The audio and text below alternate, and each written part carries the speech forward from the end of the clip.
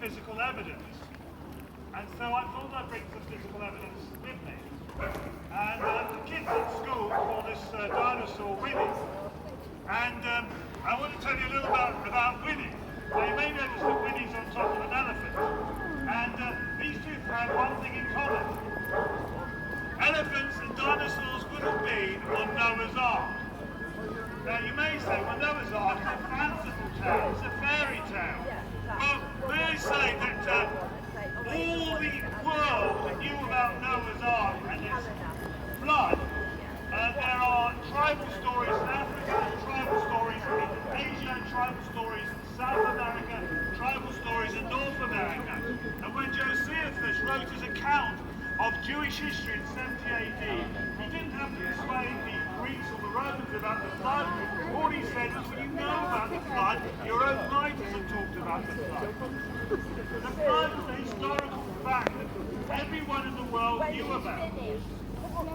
Now, I teach geography as well as history, and I can tell you I've been down the Grand Canyon on a raft. If you want physical evidence of a flood, go down the Grand Canyon. You will see flat layers of rock upon flat layers of rock, no sign of erosion. I teach geography. Erosion takes place very rapidly. The second thing I noticed as I went down the Grand Canyon, there was no rock debris at the bottom of the cliff. You look around the world, every cliff, all you will see is thousands of years of rock debris, not millions of years. Friends, millions of years would destroy most rock faces. Millions of years would destroy things. What we see is fact in the world is evidence for a worldwide flood. And I'm going to give you one other piece of evidence, and I'm going to draw a conclusion. The other evidence goes back to my friend Winnie, the dinosaur. We have discovered that dinosaur bones contain soft tissue, that is blood, DNA, muscle. In fact, since the first discovery in 2005, there's been 100 papers plus of evidence of soft tissue in fossils throughout the whole geological column. What that means, friends, is that if there's soft tissue in dinosaur bones and other fossils, they're only thousands of years old. That's where the deception comes. How can it be that such cast iron evidence for a worldwide flood has been ignored? I have a book here produced by Dr. Andrew Snelling, and he catalogues many evidences for a worldwide flood. Coal, diamonds contains carbon-14. That only lasts thousands of years.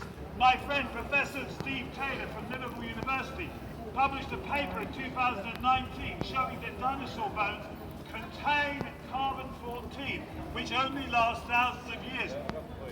I've done 30 years research in this subject. If you want more information, come and see me and I'll give it to you. This is really important. It is not just an academic subject. Because if God judged the world once with a flood, we can be sure he will judge the world again. Interestingly enough, there is a prediction in the Bible that in the last day, people will scoff at the flood. Up until 1800, everyone in the world would have recognized that there had been a worldwide flood.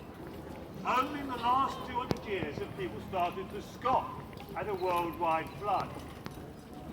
And the reason why that's important is because it means we are in the last day. And I have a feeling we're in the last hours. The pandemic was a wake-up call. There is grave problems in the earth.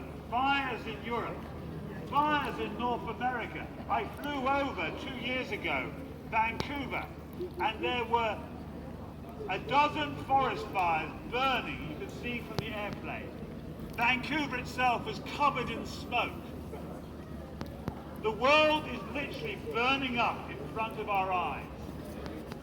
We are in the last hours. I liken it to being on the Titanic. The iceberg has hit. Now is not the time to worry about what's on the menu. Now is not the time to worry about the equality of first, second and third class carriages. Now is the time to find the lifeboats. Interestingly enough, SOS stands for Save Our Souls. Jesus said, what would it profit a person if they gained the whole world but lose their soul? Jesus also said, if you're going on the way to judgment, make sure you get right with the judge.